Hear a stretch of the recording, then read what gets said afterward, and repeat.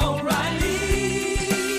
You need parts? O'Reilly Auto Parts has parts. Need them fast? We've got fast. No matter what you need, we have thousands of professional parts people doing their part to make sure you have it. Product availability. Just one part that makes O'Reilly stand apart. The professional parts people. O'Reilly Auto Parts. You ever get that feeling the walls closing in, the concrete jungle suffocating you? You crave some wide open spaces, the chance to connect with nature, maybe in a spot all your own. Well, head over to land.com. They've got ranches, forests, mountains, streams, you name it. Search by acreage. You can search by location. You can search by the kind of hunting and fishing you're dreaming of. Land.com. It is where the adventure begins. There's nothing like snook hook sets at dawn or catching a tarpon in the moonlight. Find your next fishing trip made easy on fishingbooker.com and experience the magic of the Sunshine State or any other destination on your fishing bucket list. Book a blue water adventure in search of sailfish or go snapper fishing with the kids. With over 6,000 captains and trips to choose from, planning your next one just got a whole lot easier. Download the Fishing Booker app on the Google Play or App Store, or visit them online at fishingbooker.com to book your trip today.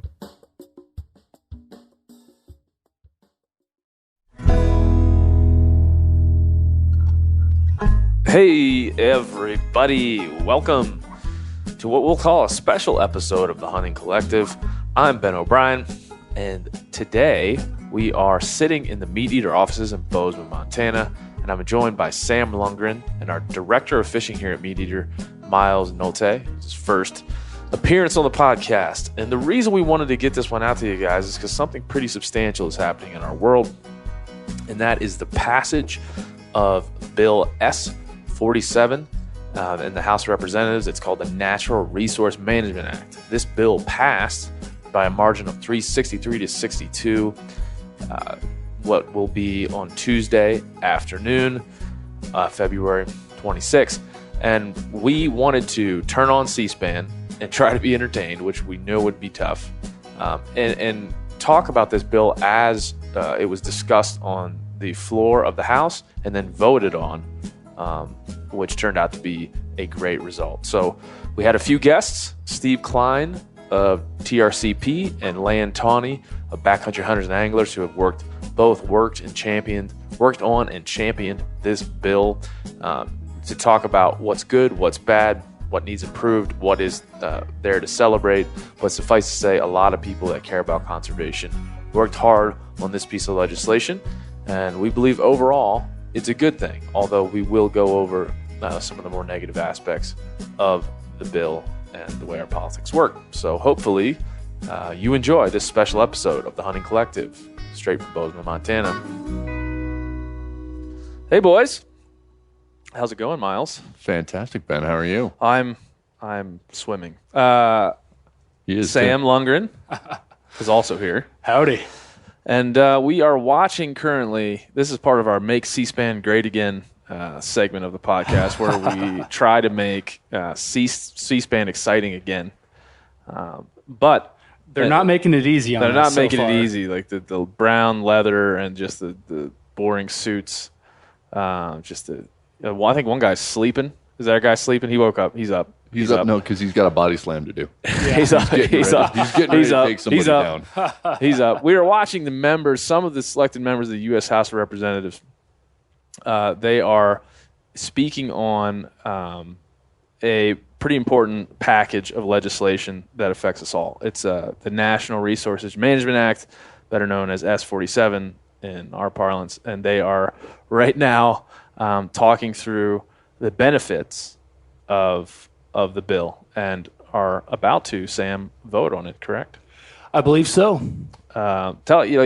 You've covered this for themeateater.com. You came to us from BHA. You spent a lot of time in the conservation world. Kind of give us a rundown of what this bill is and kind of what it means as you know it. Yeah, and as I follow this, I feel like it's become harder and harder to parse exactly what it means. there's 110 pieces of legislation in here, 700 pages of text.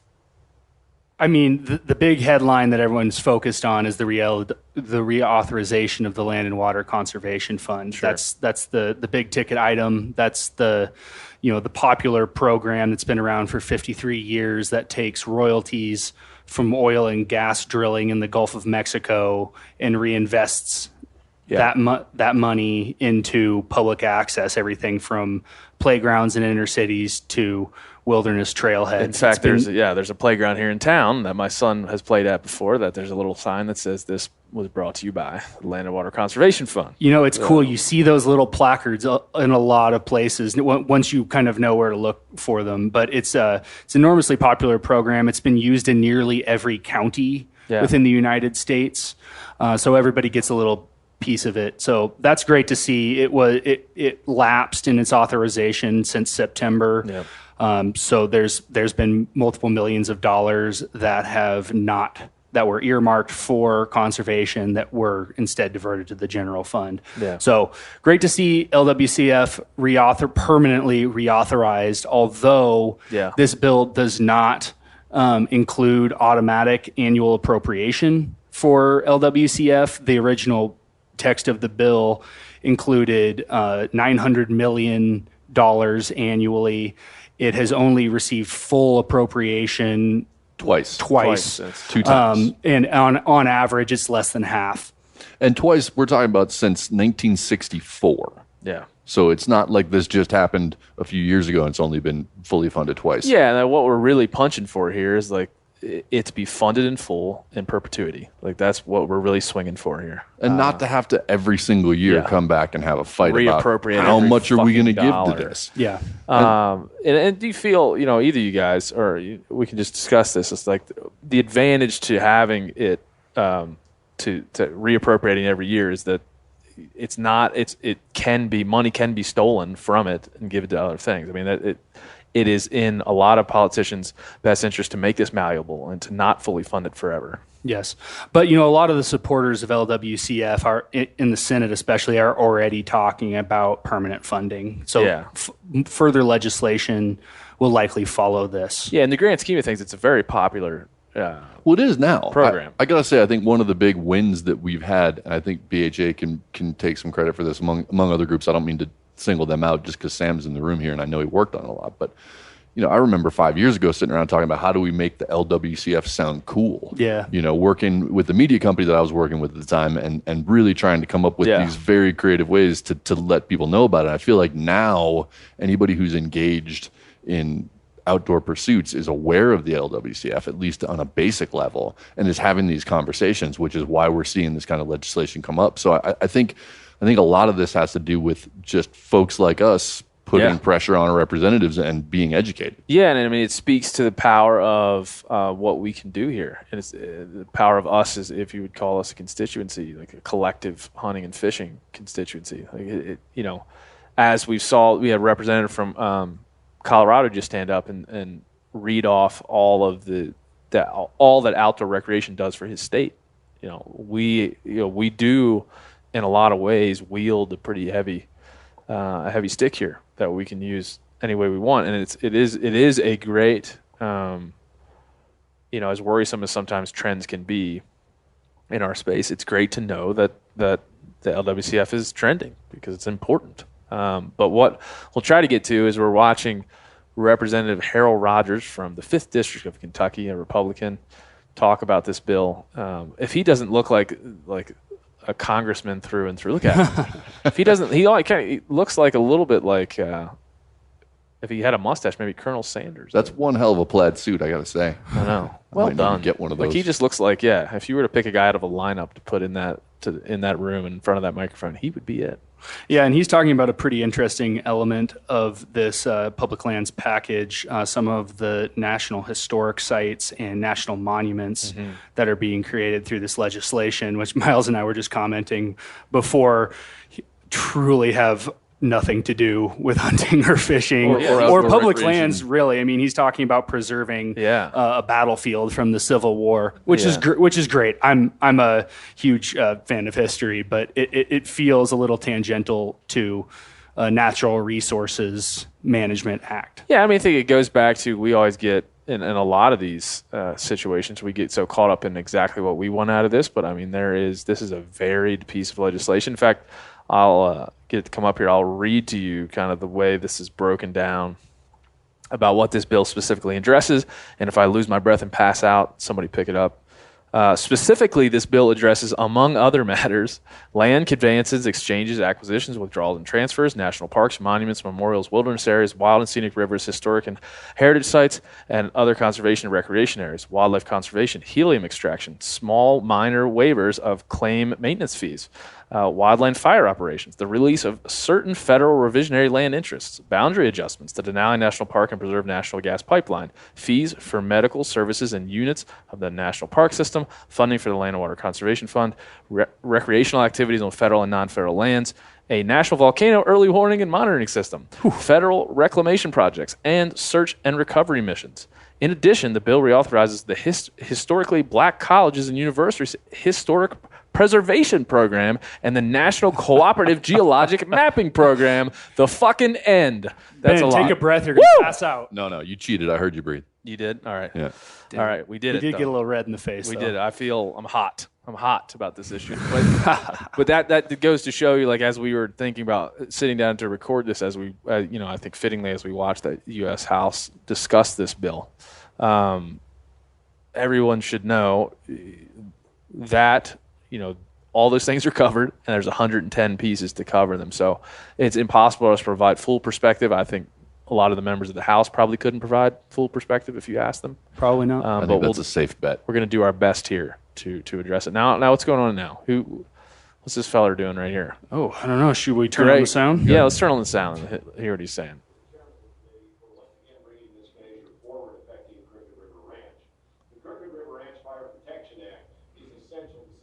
You say the Crooked River Ranch Fire Protection Act is what he's talking about. Yep, I think this is easement.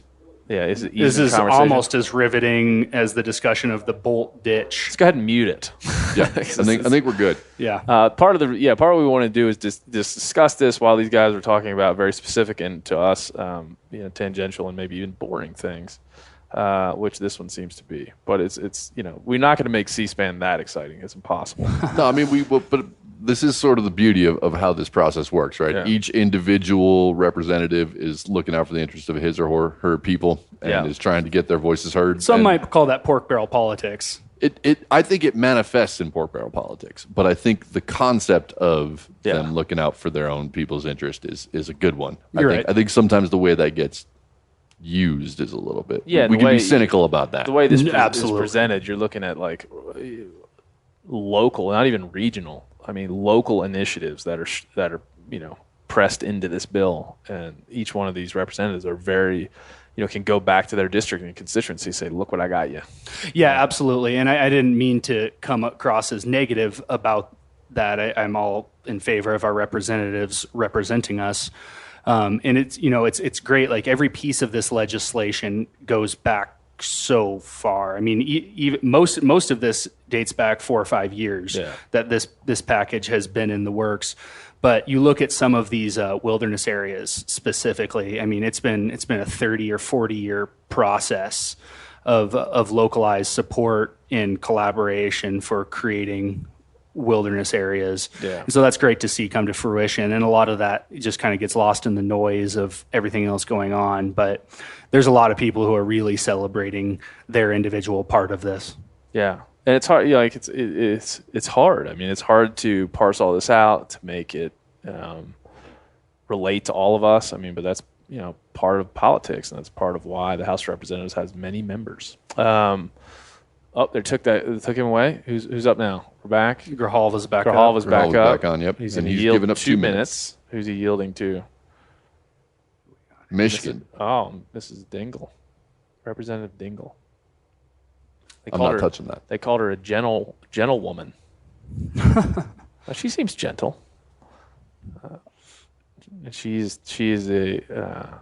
said strong support of the National Resources Management Act. I'm reading off the closed caption. Riveting, I know. Once Riveting, again. I know. Democracy in action. Democracy in action. Let's talk about, and to come to this conversation, we wanted to cover a little bit about like what is there precedence for these types of things, and if there is, kind of what has been the result of past packages of legislation that passed in this way. What do you guys got? Anything good? Yeah, you found? This is related to and I've got the whole C-SPAN thing playing on my screen, so I don't get to look at all the news sites I had pulled up. But this does have precedent in the 2009 Omnibus Public Lands Package Management Act. Yep. Damn it. Everything's a management act. Yeah, of course it is. Yeah, it's all management acts. Yeah, so this does happen from time to time. I know a lot of the bills contained in here had been packaged before in something called the Sportsmen's Act, which famously passed the Senate, I believe, a couple times, but never was really able to advance to law. So this kind of thing has occurred before. It seems that when they do public land legislation, they like to do a pile of it at once. Yeah. But it is a little bit concerning that the last time this happened was 10 years ago. Yes. Dingle is going hard on the Land and Water Conservation Fund. Appreciate you, Dingle. I think that it's also important to recognize that just part of the reason that it has been a decade is that we are living in a climate where anything that has to do with wilderness or conservation is really charged and really problematic. So even good ideas end up getting scuttled, just even if they might have bipartisan support simply because of the polarity of our legislative bodies right now. Yeah. And so the fact that this did go over as swimmingly as it did in the Senate, that's news in and of itself, right? Yeah, it is. 92-8 passage is something to look at. And if I'm going to be totally honest, also makes me skeptical. Yeah. I mean, if I'm going to be really honest about it, I would agree. I'm skeptical about all this. I mean, I'm skeptical about our government and we're having somebody step down, somebody come back up. Anyway, this is fun trying to bounce this back and forth. Squirrel. Somebody, an old man. Another old man. Two old men. We should just make stuff up. They're fighting. That would make it the only thing to make it Kung Fu on the house floor. If we backed this Once off, again, we're back on Gianforte, so it might happen. Yeah. we're back there. Look at him. So if we back this bill up a little bit and we said, hey, how did this start? We give the precedence of these issues have been inserted into legislation or brought to bear politically in a lot of different ways, and then they get packaged up into one big thing, right? And this the effort was led. You said in your article, Sam. I'm looking at it right now. Senator Lisa Murkowski from Alaska. She happens to be a Republican, and Maria Cantwell from Washington happens to be a Democrat. They led this bill. Sam, give people just a little bit of rundown of exactly how that comes to be or how you know it coming to be. And then if you want to skip over that part, you maybe don't know that part, then take me right to the vote that happened in the Senate, because that's really what we want to. Yeah, well, I mean, the way it comes to be is through concessions and I collaboration, I suppose, be a more positive way to spin that. But, the fact of the matter is it's not that, any particular congressman forgot about how much they hated wilderness or or public lands in general. But, I mean, you see their piece of the pie come into the equation here. Yeah. So there are quite a few public land transfers, for example. So, it is still spectacular and admirable that 92 senators were able to vote for anything, truly, especially, something as a piece of legislation as immense as this one. But it also, that means we're going to have to take the good with the bad. And, so you asked about Lisa Murkowski and Maria Cantwell. A big piece of this for Lisa Murkowski was, how do you frame this one up, Miles? The 500,000 acres of public lands within Alaska that could be potentially removed from the public estate. I hate to throw you a bad pass here. No, I'll take it. I'll take this one on because it's nearly impossible to come out against that provision without sounding like a horrible person. Right. But I'm going to take a stab at it. Yeah. Because I'm willing to do that. Yeah. Well, I mean, I got you on backup here, but it's difficult to explain, and I still don't entirely understand. Yeah, and I'm not going to claim that I have full understanding either, but I have some understanding, and I'm willing to take this on. So, to my understanding, we've all seen different figures in terms of the total possible land allocation, but somewhere around 500,000 acres in Alaska that is currently all of our land, because it's public, will be distributed in 160-acre parcels to native Vietnam veterans. And their heirs. Exactly. Or their heirs. Yes. Yeah. Not and. It has to be one or the other. Yes. And it's very difficult to come out and say that you're opposed to something that is going to give benefits to native Vietnam veterans. And I hate to be the person to say that, but I think that the cynic in me sees this as a way to open up tons of undeveloped land to development, because it's not like those parcels are going to be doled out and then just sit idle. There's a very good chance that they'll be sold off, that they'll be developed, that they'll be privatized in other ways, and they might be sold off in mass to mineral development companies. And we're talking about breaking up some of the best habitat that's left in North America. And to be fair, it specifically excludes national parks, national forests, which is a great deal of Alaska, and national wildlife refuges. It permanently excludes Arctic National Wildlife Refuge, but the other 15 national wildlife refuges in Alaska, which are massive. I mean, most of Kodiak Island is a national wildlife refuge, but that is to be reconsidered in a year. So potentially some of these claims, if things go the way I think some people want them to, potentially these claims could be made within national wildlife refuges. Yeah, I mean, this just goes to we have we were writing pros and cons on the board here. We have a con that says contains a lot of porky bullshit. I think that was Miles trying to finish up the list here. Like, that's it. There's no way we're going to get through all of this. There's no way we're going to get through all of this as it happens. But I mean, that's very true to the point of this just contains a lot. As we go through this, we're watching a representative from California, Katie Hill, is now standing up for the 25th district. This is basically a parade of individuals representing constituencies around the country getting up to say why. She's talking about a dam flooding here. We've had people talking about water resources in Colorado.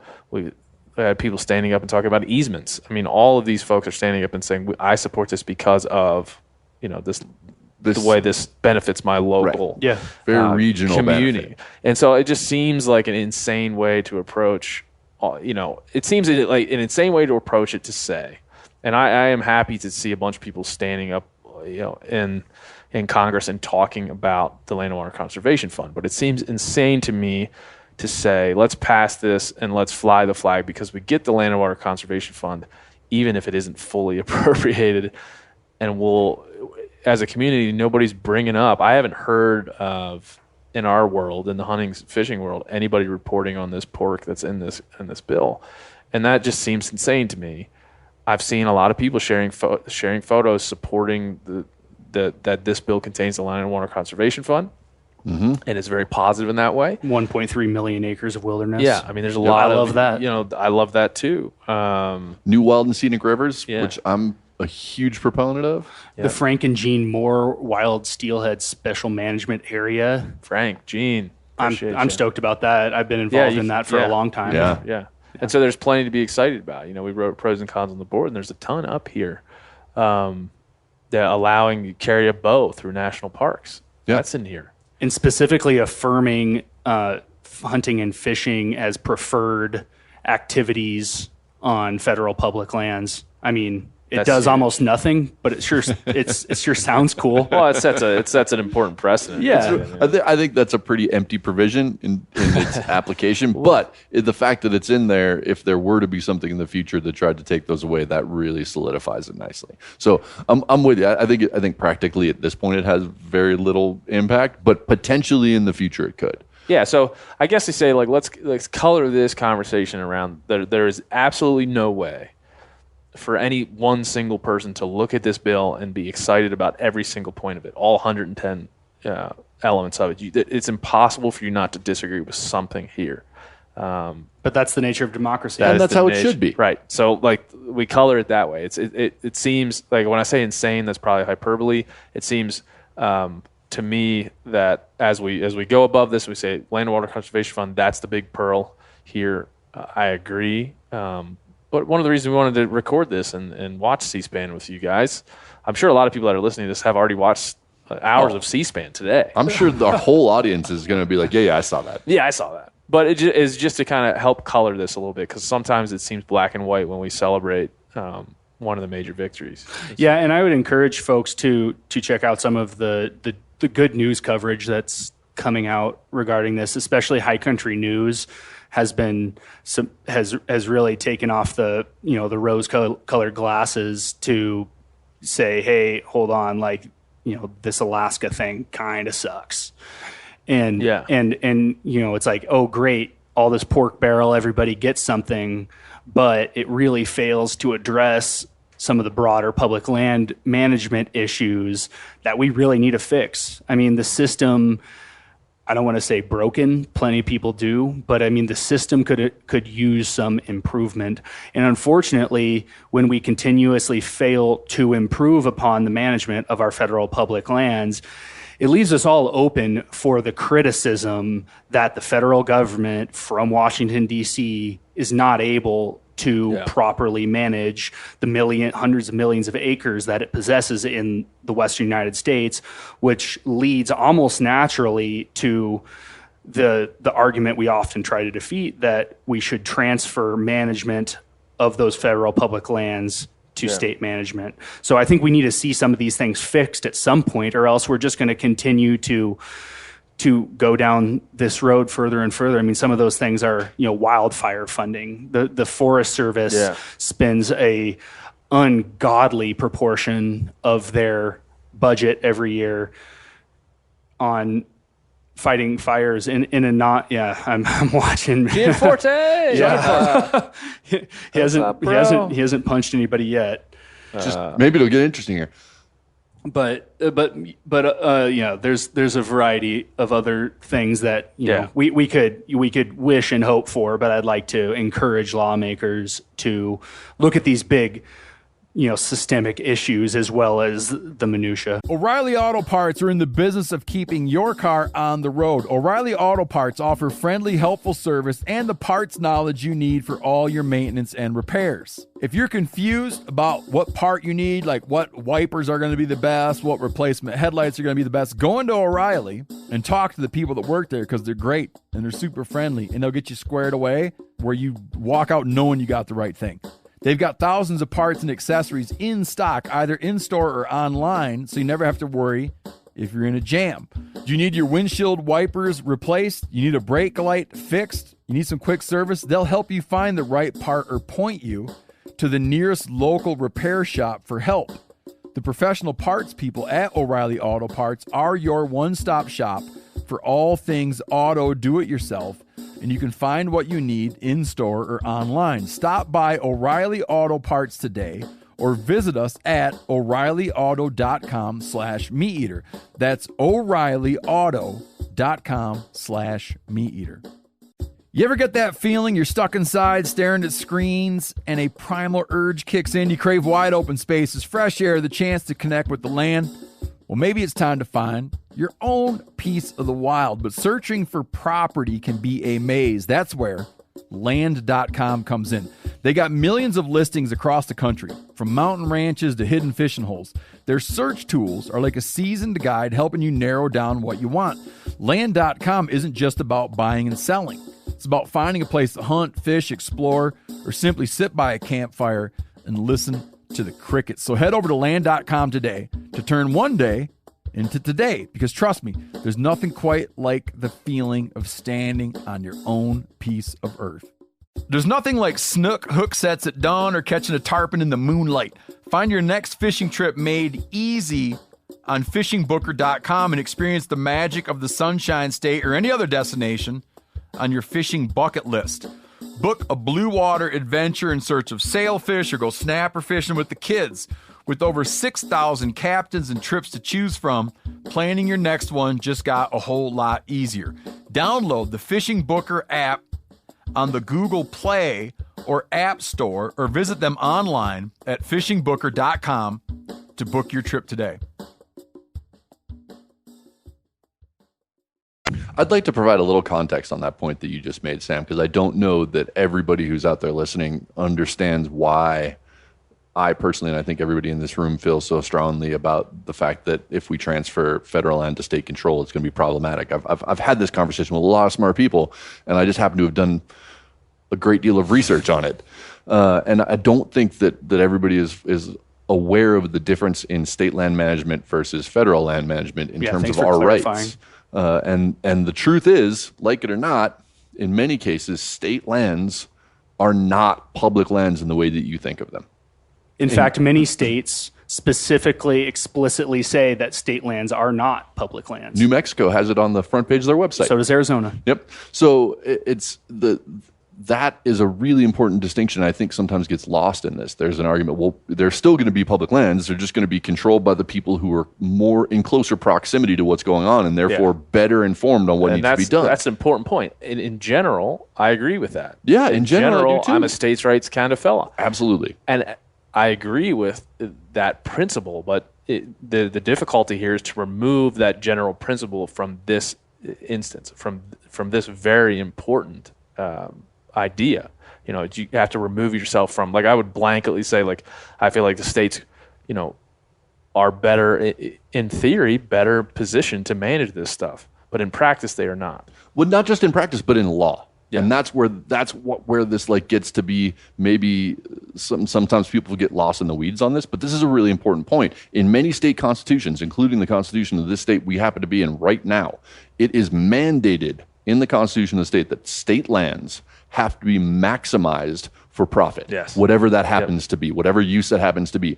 And I can pretty much guarantee you that maximization is not you and me and everybody else getting to go hunt and fish and appreciate it. Well, and it's in the job description of the governor and in the state legislature to balance the goddamn budget. Yeah. Yep. That's their job, to balance the budget. And if they see the opportunity to do so with lands that currently we enjoy to recreate on, then that's part of their job to do that. They'll liquidate those lands quickly, and many states have shown an outright willingness in very recent years of doing that.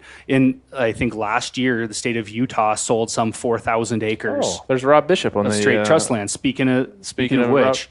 But and Wisconsin's recently liquidated a lot of state trust lands. Oregon tried to sell off 90,000, an entire state forest recently. And each state is in a different situation. I mean, the percentage of federally controlled public lands, federally managed public lands, better off, in Utah is exponentially higher than any eastern state, any state on the eastern seaboard or any state in the south.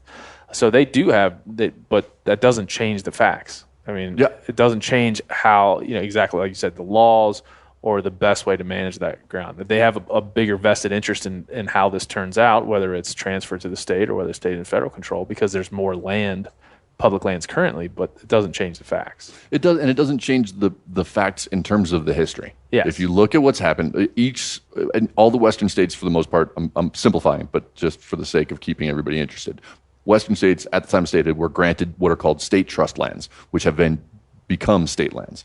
And the purpose of those was to fund the education of the children of the states, which is great. I'm a huge proponent of education, particularly public education. Need to have it. All for it. But what that means is that those lands need to be maximized to make that happen. And if you look at the history, they often get sold or they get developed. And if you look at, for example, let's just take one in this region, Colorado, it is legal for someone to privately lease state lands as their own hunting and fishing camp. Yeah. And That's not something I think we want to see happen to the best public lands all over the place. Yeah. We've spoken a lot about the impact of this bill on public lands, which is super important to all of us, and we hope you followed us through some of this context. I think another piece that's in this bill that needs to be recognized, since we're talking about land conservation broadly, is the funding for Partners for Fish and Wildlife program through 2022, whereby the federal government partners with private landowners to improve habitat. Yeah, huge. Huge. And so it's not. I think sometimes we get hammered for only talking about public lands, but there's benefit per private land. Yeah, I mean, in states like well. Texas, it's huge. Huge. Pittman Robertson funds that go into Texas most go to that. What you're talking about after they get distributed to. And I believe Texas gets the largest Pittman Robertson allotment than of any state. It's like $16 million, I think, a year or two big. ago. All right, we're still watching CNN. We got C-SPAN. CNN. Not CNN. No, we're not watching keep doing CNN. That. I keep doing that. Freudian slip. I love CNN so much, and we're still watching C-SPAN, one of my favorite programs. But we have joining us right now, we have Steve Klein, who's Director of Government Relations. Steve, let me know if I get any of this wrong, for the Teddy Roosevelt Conservation Partnership, TRCP is better known. He's joining us now. How's it going, Steve? It's going pretty good. We'll see in a few minutes if we get this bill across the finish line of the House.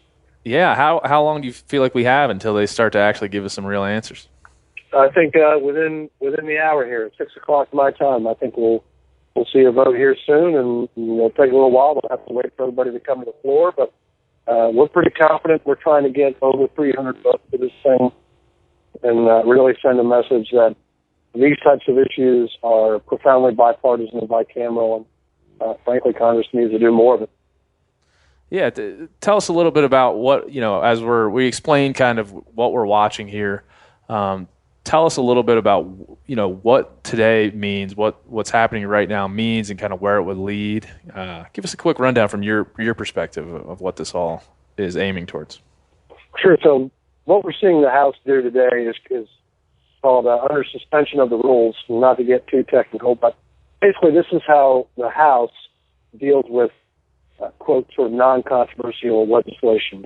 And it's the way the House names post offices, things of that nature, things that don't have to go through kind of the full amendment process that have broad bipartisan support. So basically what happens is after the Senate moved the bill, which was a product of negotiations falling apart for lack of a vehicle at the end of the year, the House needed to act in a way that didn't change really in any way what the Senate had passed. Because if that happened, then it would have to go back to the Senate, and the process would have bogged down, and probably we wouldn't have gotten it done. But the fact that the House is taking this up substantially the same way as the Senate, in fact, in the same way as the Senate, and doing it in such a fashion means that this is the last legislative step so long as the President signs the bill, which we're pretty confident he's going to do, given these both margins we expect. That this will become law, and there are no more roadblocks. There doesn't need to be a conference committee. There no further negotiations. Just the president signing some legislation. Yeah, Steve, thanks for that rundown on it. Do you anticipate there being any dissent on the House floor? I think there will be votes against the bill. Sure, there are folks that oppose the permanent reauthorization of LWCF on. Not on the grounds of what LWCF does, but just on the philosophy of permanent reauthorizations in general. And there are some folks that probably are upset that something they really wanted to get is not in this package, or maybe some people that are complaining about the process. But I've been watching this now. I know you guys have been watching it as well. Not a single member has come to the floor and opposed the bill or talked in opposition to the bill during this time for debate. So I think that's really meaningful, and I think we're going to have a real strong vote count here shortly. Well, great. That's good to hear. As we go through this, we're watching it on closed captions as we kind of discuss the content of the bill, which is weirdly difficult to to do. But it seems like they're saying many of the same things, Republican and Democrat. Yeah, for sure. And I think, as I said at the outset, there's something in this thing for basically everybody. A lot of things that have, like for instance, Rob Bishop mentioned, Ranking Member Bishop mentioned that a lot of the bills that they're passing today have on the suspension calendar have already passed as individual bills on the suspension calendar, and they've had to be packaged up because of the Senate process. But this has been well vetted, well developed, well negotiated for a long time. I mean, some of these provisions have been in the works and in various other packages for 6 years, 8 years, and we're just now finally seeing them get done. I mean, I remember personally working on open and less closed language in the House and Senate back in 2012.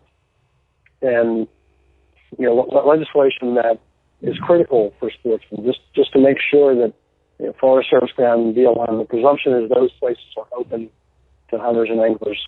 And we're going to get that done finally after a long time of being on the radar and on the periphery of success. This thing has been real close 3 or 4 other times and just failed to get there. So I'm pumped.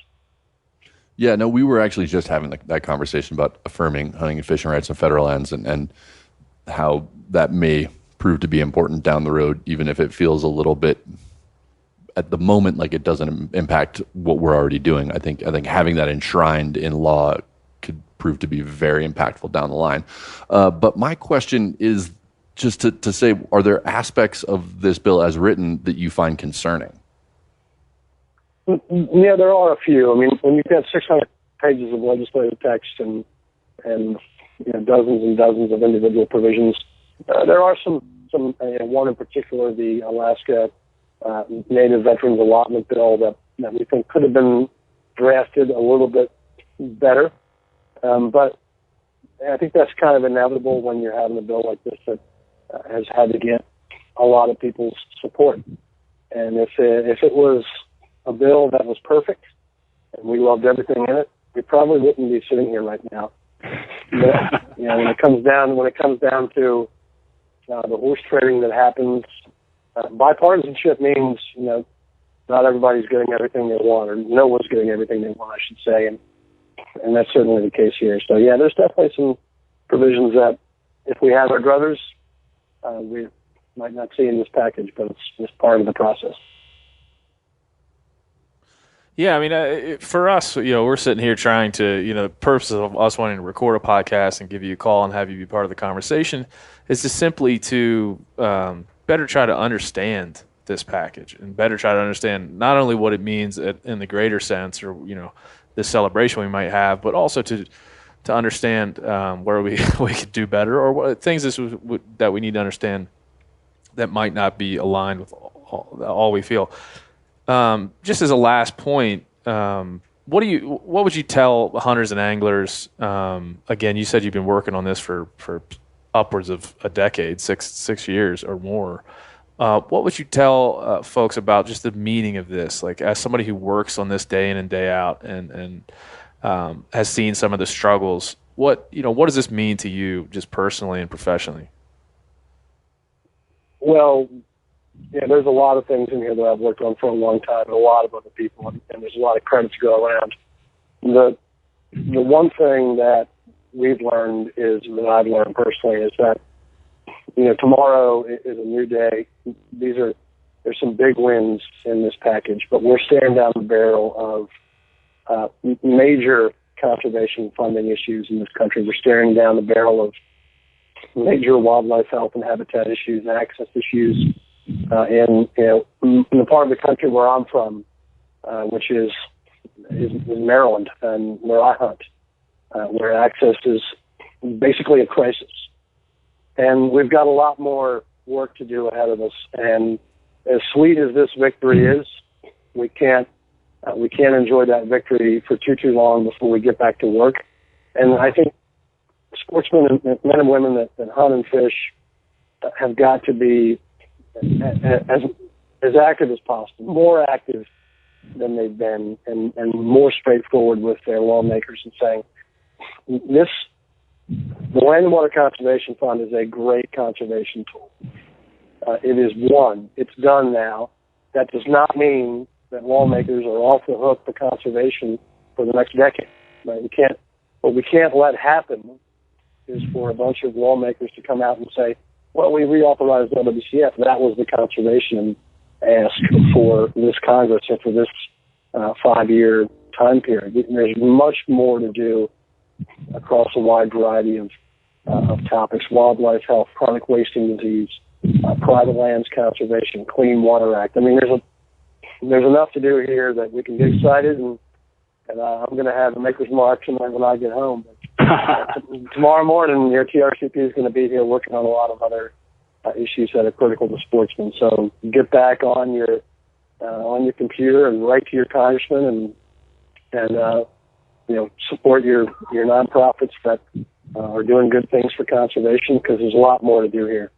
Yeah, well, Steve, as a fellow Marylander, I appreciate your work. But as a fellow, as a fellow hunter and angler and part of this industry, we, want to just say we appreciate what you do and your insights. We're going to continue to. We may break out a Maker's Mark or a bourbon at some point here soon. It looks like they're getting close to giving us some real votes on this thing. So we appreciate you joining us and appreciate the work that you do. And we'll talk real soon.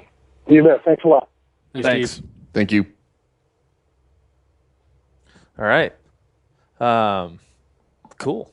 It's good to have, I just always am appreciative of, we talk a lot here about conservation. We talk a lot about the works that are important, but it's folks like Steve Klein that are in the trenches. When I've talked to guys at the Congressional Sportsmen Foundation or people at TRCP or people at BHA, it's always important to recognize the work that they do on our behalf. So we're gonna keep going here. We're watching right now. They're voting an electronic vote, by the looks of it, on terminating border emergency declaration. That's a whole nother topic. That's a different vote entirely. We're not going to touch that with a 10-foot ball. Not with a 10-foot ball. And we're efforting to get a hold of Mr. Land Tawney of Backcountry Hunters and Anglers to get his take on this as we wait on a vote. But I think it's suffice to say, as we bring these folks in that are on the ground, these is insights that I love to hear. That's for sure. And it's all, I think it's particularly insightful to have folks who have been, like Steve, who have been deeply involved in this legislative process for so many years and have seen these machinations kind of rise and fall. Oh, here we got Land Tawney. And here comes Land. All right, we're joined by Land Tawney, one of my great friends in the world, and a lovely human. Good man. A Montanan through and through, and the man that leads Backcountry Hunters and Anglers, a frequent topic on this podcast. What's up, Land? Good. Just waiting to talk to you guys about some badass stuff, man. Oh my God, you're real excited. I can feel the energy in your. Dude, it's coming out of my pores right now, man. You're bouncing. Well, tell us how you're feeling right now. We're watching. We're trying to make C-SPAN great again. It's not really working out. Trying to make it interesting, at least. Yeah, trying to make it interesting. But when was it great? Never. I'm just curious. Never. Are you watching the C-SPAN coverage there, Land? I'm not. I'm getting text as we speak, and so I don't have coverage of it, but I'm living vicariously through technology. But yeah, we're into this vote right now, right? We have this awesome vote out of the Senate, 92-8, exclamation point on that. And now we're going through the House, and we expect this thing to go well. And I think that for me, this just signifies that your voice is your individual voice, our voices as sportsmen and women, they count as long as we use them. Yeah, no, you're right. And we just had Steve Klein from TRCP on, and we were talking about some of the pros and cons of this bill, and he seemed, he wanted to sing its praises and all the work that's been done to get to this point. What are you most excited about? I'm probably most excited about the Land and Water Conservation Fund getting permanently reauthorized. I think, it's the number one access tool in this country. Once we get this piece done, then we can start talking about, full and dedicated funding. But this idea that we're going to let this, awesome fund sunset and just go away, it's absolutely ridiculous to me. So, the American people spoke up, and we've got that. I love that there's 1 million acres of wilderness in this bill. I love that there's 600 miles of protected rivers. These are places that you and I and everybody listening to this can either go to or dream about going to for the rest of our lives. So I love that. The mineral withdrawal in Yellowstone, on the Yellowstone Gateway, and also the Methow Valley in Washington, I think, is really cool. And then this idea that, you know, I think this is more of a placebo probably, but now it puts it in law that these public lands that you and I and everybody enjoys, like, it's open for hunting and fishing and shooting unless prescribed otherwise. And that's really dialed in with this bill. And so there's other things as well, but I think that's the top line for me. Yeah, and that affirmation of hunting and fishing rights on federal lands, we just talked to Steve for quite a while about that. Yeah. Do you envision that coming into play at some point? Like, what's the validity of that element of this legislation? Again, I think it's like a little bit of a placebo. Like, I think it was like that already, you know? And so this now codifies that. And so if there is an instance, I mean, there's still exceptions to that rule, right, for all sorts of things. But I think that, you know, push comes to shove on a place that it should be open. I think that'll help us as we go forward. Thanks. Yeah. You know, one thing we're trying to keep in mind here is that there's 110 pieces of legislation and that conservationists are not overwhelmingly supportive of every individual bill within this package. How much of a devil's bargain are we making here? Like, what about this act don't you like?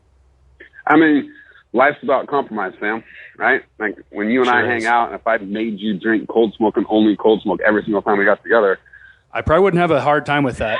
Okay, well, let's cheers a different beer, but you get my point. Like if I made you go do something, then we probably wouldn't be friends, right? Like, I might suggest something or whatever, but like, it'd be a compromise. Like, that's relationships is compromise.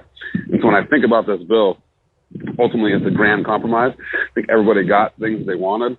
I think some land conveyances in Texas and in Alaska in particular, like, give us pause. But when we looked at the overall, like, good that this thing does, it's like, man, we got to support this thing. So, you know, this is the way life works again. And I'm so glad that Congress is actually doing work for us, and that 92-8 vote that happened in the Senate, and now hopefully a good result in the House. Like, that's real stuff that we're going to have real protections, real opportunities with the Land and Water Conservation Fund going forward. So you weigh all those things, and yes, there's some that leaves a little bit of a bad taste in your mouth, but you got to look at the benefit of the whole, and I think we get that with this bill. Real quick to close that loop, Land, give us a grade, man. Like, F being terrible and A+ being the best thing we could possibly got. Well, I was never a really good student in school. I was pretty good until I got to college, but I mean, I'd give it like an A- probably. And that to me, maybe B+. But like, I mean, overall, this thing is really, really good. And I think the American people should be proud of that. You know, we did a reception in DC, a couple weeks ago.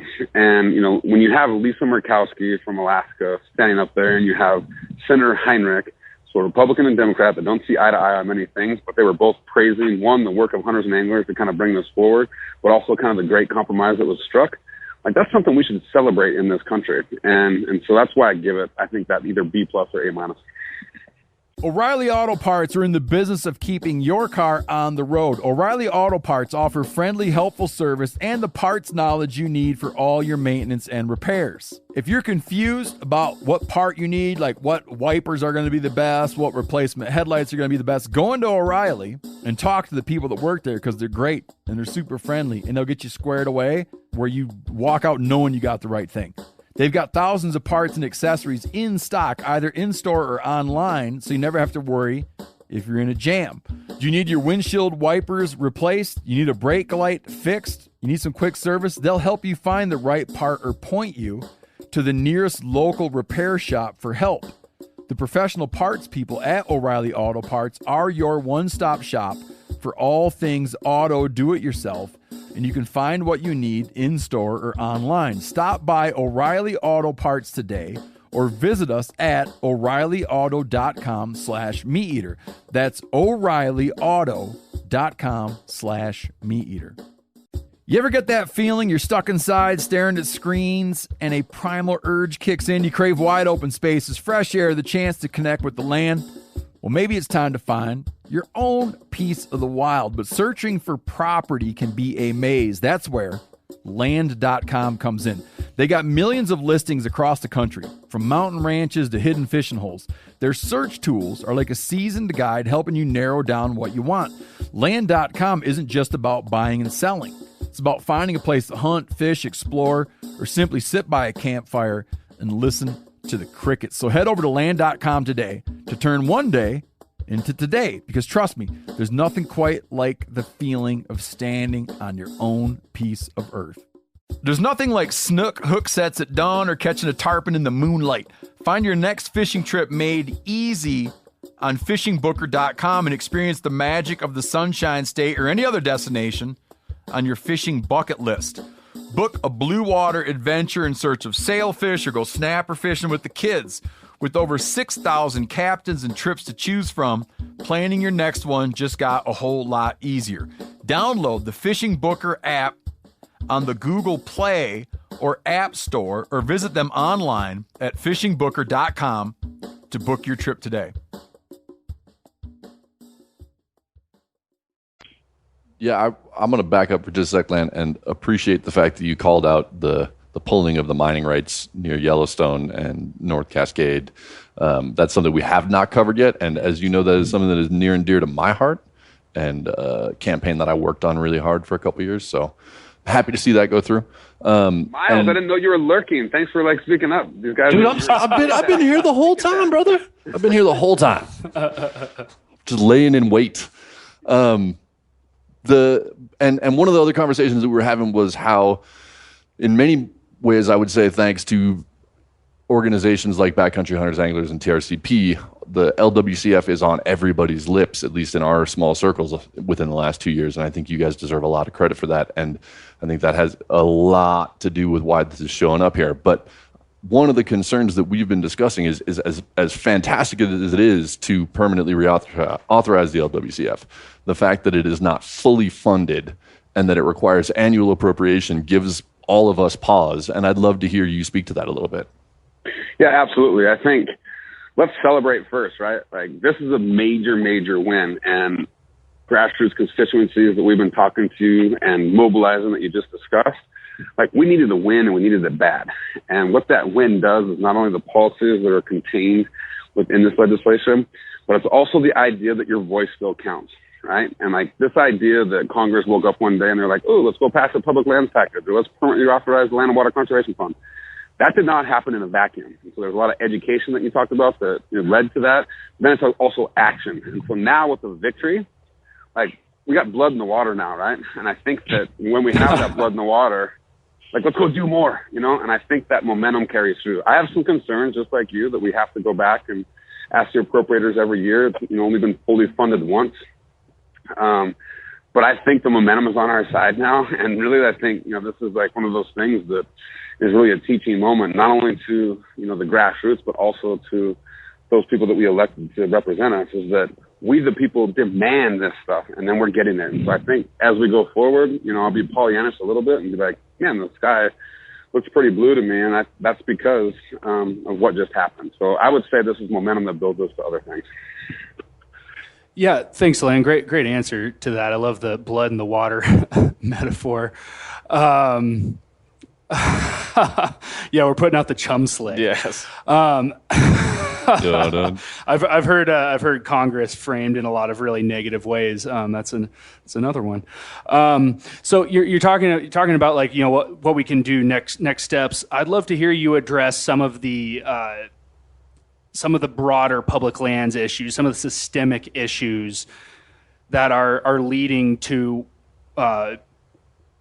some people kind of putting down the system of public land, leave it open to criticism. One thing that's held up there very frequently is wildfire funding. So, that's one, but are there any, and address that if you'd like to, but what are some bigger, more systemic issues that you'd like to see Congress address now that they have that, taste of blood, if you will? Yeah, so I think the wildfire funding that you bring up, that's a fix that we got done about a year ago, and that will start to take place in 2020. So basically what that does is it solves some of the budget problems that fires cause.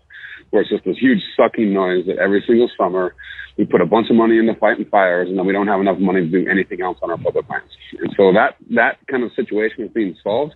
At the same time, this systematic kind of defunding of our public lands, that's still an issue. And so our public land managers don't have the funds to be able to do road maintenance, be able to do habitat improvements, be able to do like wildlife studies. And so to me, I think like this should be an indication, this vote, especially in the Senate and now moving on to the House, like it's overwhelming support for our public lands and our public waters. And so we should be investing in our public lands and waters versus starving them. And so I think, the momentum now is on our side to have that conversation about care and feeding, basically the cornerstone of this outdoor economy that we all depend on. That is $887 billion with a B dollars every single year. And so I think funding would probably be one of the main ones that I would talk about. I think that, there's issues around the Arctic National Wildlife Refuge. There's issues around the boundary waters in northern Minnesota. I think those are localized, kind of national,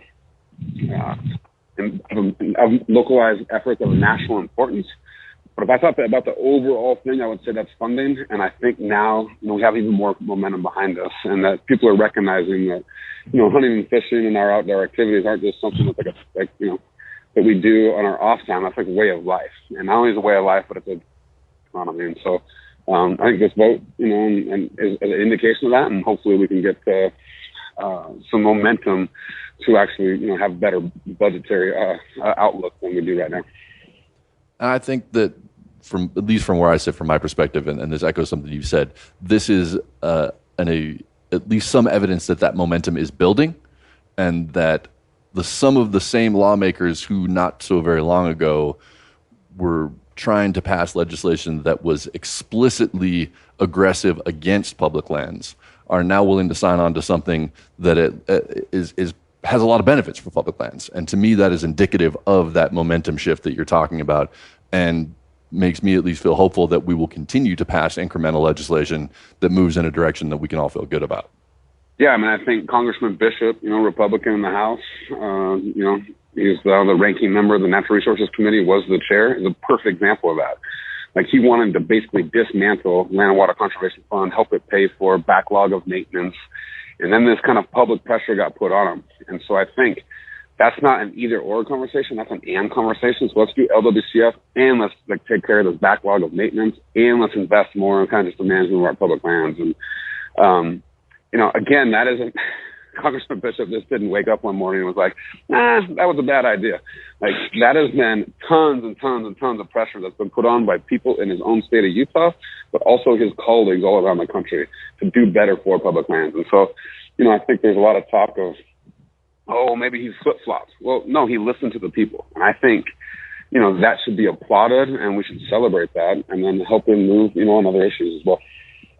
Yeah, I think it's what you said about flip-flopping. Flip-flopping does exist, but in this context, when you're listening to your constituency and making sound, governance choices and governance based on the people that you're representing, you can't argue against that. And the work that you do, the work that TRCP does and other groups on behalf of public lands is super important. So obviously, you're going to be celebrating tonight. We believe this is going to pass and go to the president's desk to be signed into law. Like, what's the celebration look like for land tawny tonight? What kind of where are you going to be? What are you going to be doing? Is it going to be a quiet? What's kind of cool is that we've got an event down in Ventura, California tonight at Patagonia's headquarters. And this idea of kind of bringing hunters and hikers together, like, you think about like all the support that has been for this public lands package, that hasn't just come from hunters and anglers. That's come from many different constituencies. And so here's an idea that we had, and now guess what? We get to celebrate that tonight, and we're going to be eating a wild boar down here. We're going to be eating bison. We got some oysters and stuff we're going to be eating. They're all sustainably harvested. Tonight's going to be a celebration of not only food and maybe a little bit of whiskey, but it's going to be awesome to share that with a constituency that maybe sometimes looks at us hunters a little sideways. But this is a place where we can come together, and I think, ultimately that's what America is trying to find these common places. And that goes back to that conversation I was talking about with Sam and I. Like, compromise is a really important thing. and where we can find common ground, man, we can dominate. And if you think about clean air, clean water, the Endangered Species Act, they got signed into law by Richard Nixon in the 70s. That was a ton of people asking him to do that, and the Republican ultimately signing those things into law. And sometimes maybe you think there's not, doesn't square. And so, to me, tonight's going to be an awesome celebration. We'll be clinking glasses. I'll be pouring out a little liquor for you guys that aren't here. Wish I was with you guys, able to celebrate, because you're all three very good men. Well, we'll do it soon enough, I'm sure. For sure. Thank you, Mr. Tawney. Have fun tonight, man, and then keep it calm if you can. Be well, Batten brother. down the hatches. Here we go. All right, to hear from you, Lando. All right, be good. Thanks, you guys. Land Tawney. He's a one of a kind. Always character. Always a character. Now we're watching right now on C-SPAN. Looks like the terminating the border emergency declaration is going to pass. I thought we weren't going to talk about that. Well, we can't avoid it. Right now we're going to take a break to show kitty cat videos, so we don't have to talk about this charged issue that's going on right now. But we're waiting. So I imagine that the next thing will happen will be the vote on S-47. It's correct?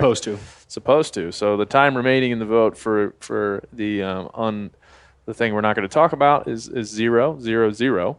So that's good. So that means 70 people are late. So 70 people are. So we're going to slackers. Yeah, but they're also getting to a tipping point where it will pass. So we'll be able to, hopefully here in a little bit, close this out by talking you through the real-time votes that are coming in into the C-SPAN. I feel like C-SPAN should get some new graphics. What's going on? You think? I'm going to say this. I'm going to be frustrated tomorrow morning when I wake up and listen to and read the news as I do, because I refuse to watch television news because it's the worst thing ever. I could agree with that. But leading the headlines is going to be this particular vote as opposed to whatever happens on the next vote, and I'm going to be silently frustrated about that tomorrow morning. I'm just guessing. Yeah, I mean, I think it just goes to show you our politics are such that our media is such that we tend to dwell on certain topics that are either hot button, like this one we're not talking about, or they have a particular political lean that gets somebody where they need to go. But it's man, what I think about is it's good to be in a community of people that care about this stuff, not the border emergency, not that they don't, but that care about both. We care about ecosystems and healthy wildlife and figuring it out. I mean, it's super complicated, as we've discussed here. I mean, we could go for many more hours trying to break down this bill and its minutia. But, for me, at the end of the day, it's good to be a part of a community that can, talk about these issues and cares about them and look pragmatically at what they can do for us.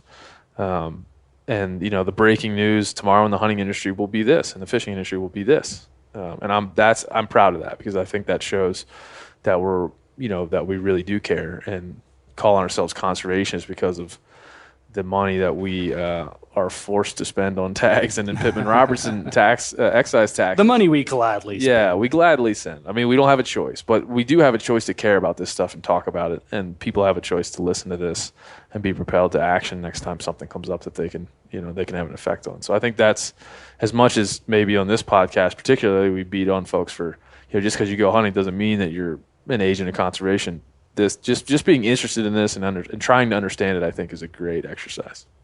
I think it's absolutely a great exercise. I also think that, as we all saw trying to read through the provisions of this bill line by line, it can be mind-numbing and it can be incredibly difficult. And for folks who are busy with jobs and kids and trying to get outside, reading all the pertinent legislation, it's just not really feasible. No. You can't actually read all those lines. I mean, even the people who are voting on them don't. Yeah. But what you can do is you can find a variety of different trusted outlets for your information, and you can get differing perspectives and make up your mind independently. And to me, that's the most important thing to do, rather than just finding one siloed area who you choose to trust, looking at a number of different perspectives, and then drawing your own conclusions about what's being voted on. Yeah, and I look at that as, my most important role as a journalist and a writer for Meat Eater, and you guys too, that's what we try to do all day, every day, is frame these things such that everyone listening, everyone in our audience can become informed and know which elements matter to hunting and fishing and the things we love. Yeah, I mean, it's hard. I think it's in all aspects of this that it's impossible for someone. I mean, you have to spend all of your waking hours that you have devoted to free time to understand this bill, or to understand. We were talking about this the other day around the media coverage of like trophy hunting scandals. It's impossible to gain perspective on what's good for a Pakistani village or a village in Africa and in Botswana when it comes to elephants. But it isn't impossible to pick up the newspaper or click on CNN or NBC and read some version of often sensationalized version of these events. And it's up to all of us to be just discerning and to look at things through a critical lens, man. And this is just another one of those examples.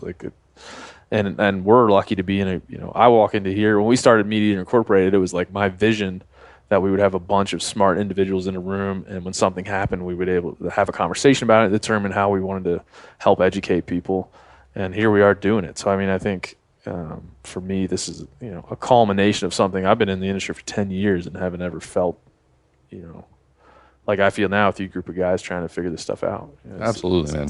It's important, and it's enlightening, man, to do it. So.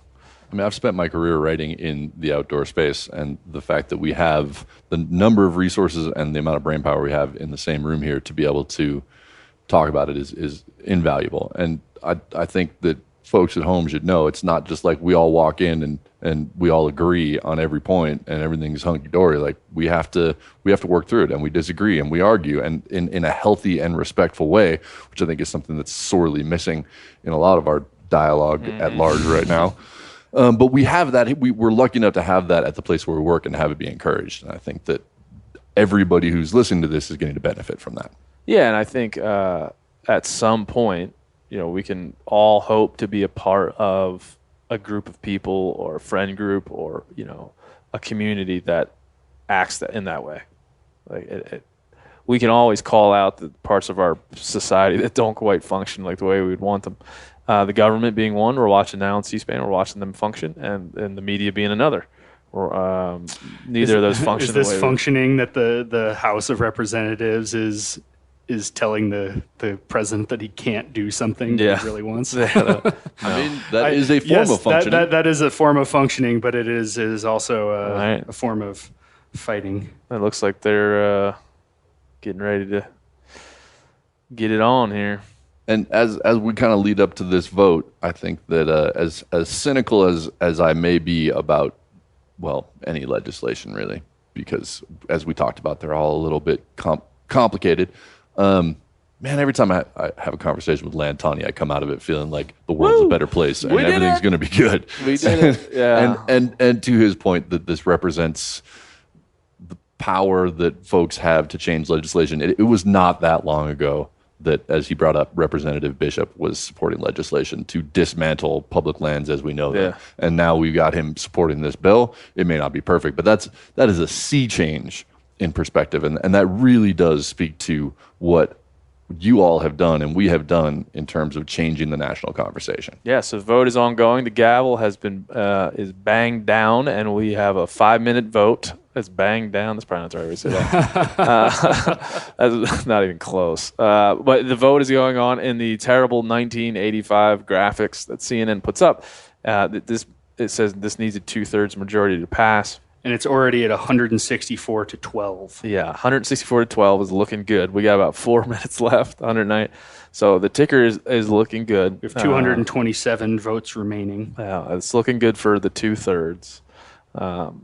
As we figured, when it passes 92 to 8 in the Senate, and again, as Steve was saying, the reason that they're doing this, pass this under suspension, is because they don't want it to change, because it was such a rousing victory for it in the Senate. There would be so much work to have to do to turn the clock back and go back and work on this again. But yet I did hear and read some conservation organizations encouraging amendment to the package in the House. I think pretty broadly everyone would tell them to shut up and like, let's get this done, go back and fix it later, get something done. Yeah. Well, right. And I mean, the point here, and Land makes it, and Steve made it well, is and hopefully the point folks can take away is like, you're not going to get everything you want.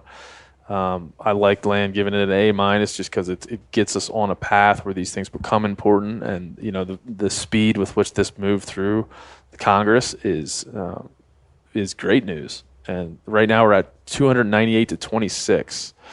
I think that's 2/3. Yeah, I think that's already 2/3. It's passed. It's passed with 2 minutes to go. Only 27 Republicans. Took 3 minutes. So we'll break it down. There's currently 29 Republicans that have thrown in the nay, and 317 total yays. That's 198 Democratic yays, and 119 Republican. 119, which 120 to 31 as far as the Republican votes on this go. And then historically, we know that a lot the bulk of the land transfer advocates come from that side of the aisle. So I mean, this is a freaking rousing victory for folks that care about these issues. I mean, it just really is. We probably spent, it's kind of our jobs. We wanted to spend some time beating on it a while before it passed, which makes me feel good about the way we're able to approach these things. But in the end of the day, man, when something passes, what's this going to be, man? Like 400 to 50?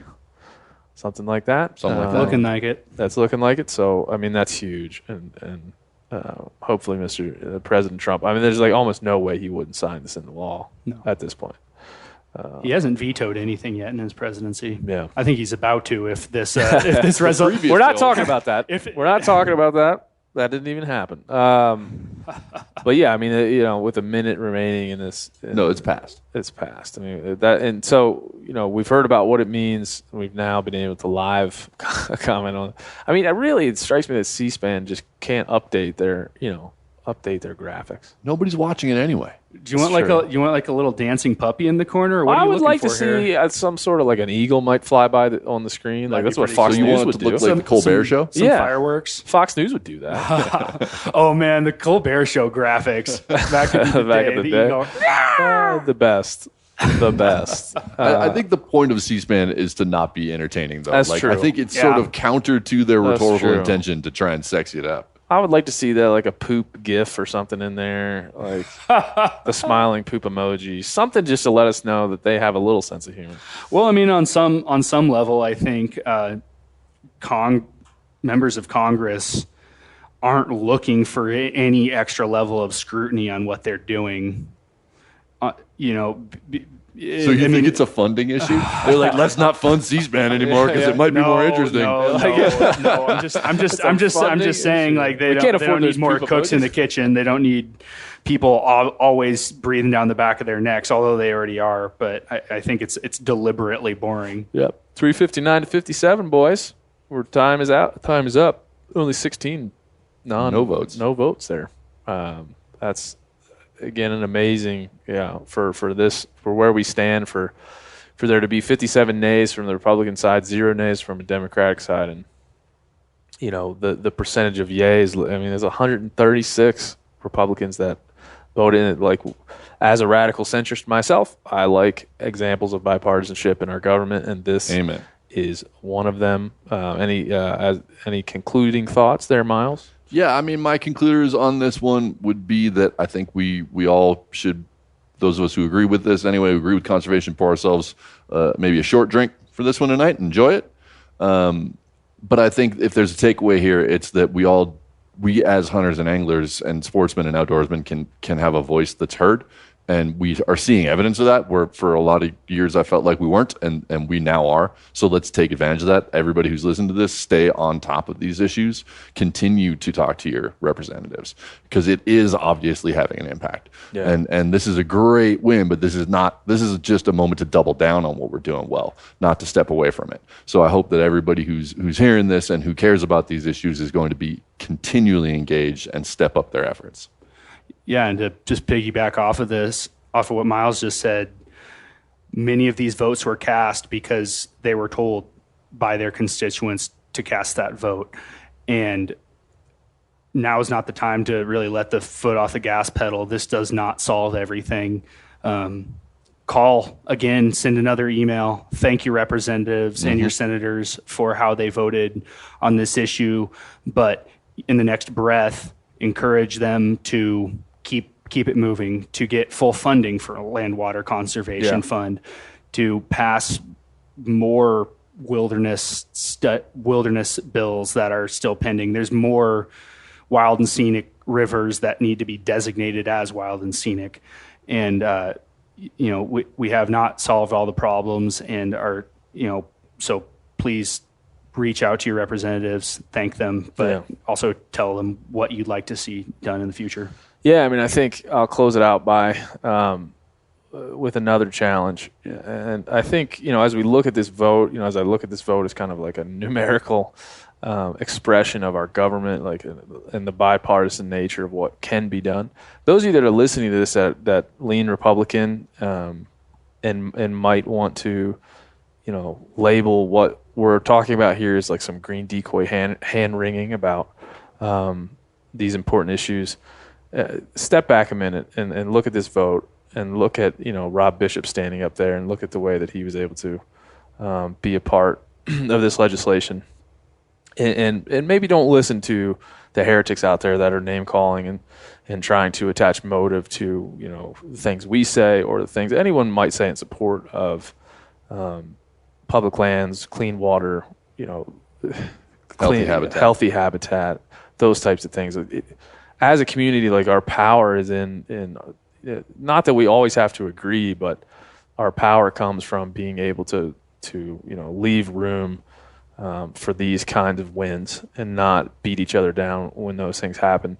I can tell you, that we all, like I say, I see myself as in the center of the conversation, and if people that I know and trust say it's a win, then I count it as a win. And much the same as if we were talking about a gun rights bill that we all believed in the same way. So I think let's not, in thinking about this in a postmortem, let's not get swept up in any of that bullshit. Let's see this for what it is, and like Miles said, move on and do more. Things that we can all agree on. That's it. Thanks for listening. Hopefully all the call and stuff sounds great and everything came out good. I'm happy to have had this conversation. Thank you, boys. Appreciate it. Thanks, Ben. That's it. That's all. Another episode in the books. This time, it was an idea I think that Miles had to sit down and podcast while we watched the coverage. One, because we thought it would be fun to comment on what's happening on a C-SPAN broadcast, but also because we know this is important. We want to get this out to you. Of course, we did, and Sam has and will continue to cover this for themediator.com in our editorial section. But we wanted to get you a podcast with some guests and some real-time reaction as it happened, even though you'll be listening to this a few days after.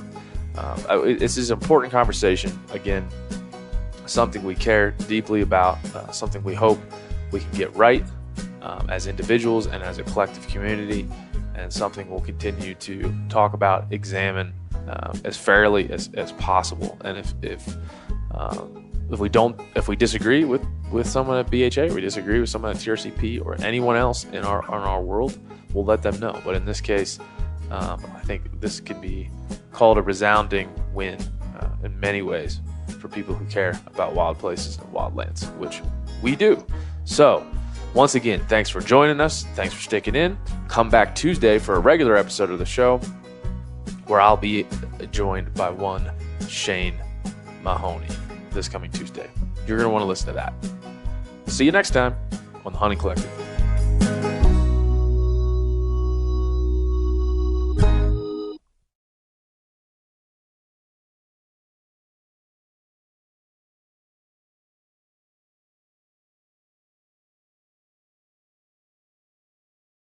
You ever get that feeling the walls closing in, the concrete jungle suffocating you? You crave some wide open spaces, the chance to connect with nature, maybe in a spot all your own. Well, head over to land.com.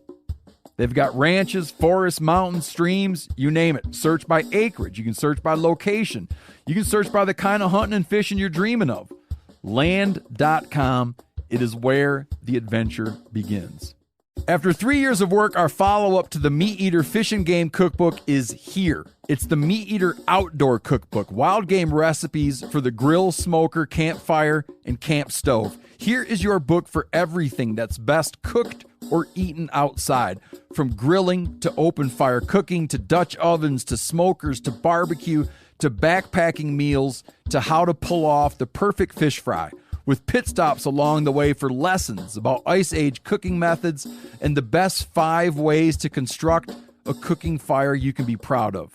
And of course, we're focusing on wild game and fish here with over 100 recipes, including stuffed venison burgers 3 ways, wild duck with ahi verde sauce, a jerky made with cola, a gin and tonic made with fire-charred lemons, and grilled frog legs made with a sticky sweet sauce. This ain't your normal cookbook, so be prepared to be surprised. Get your copy now. For more info, visit themeateater.com or buy it wherever books are sold.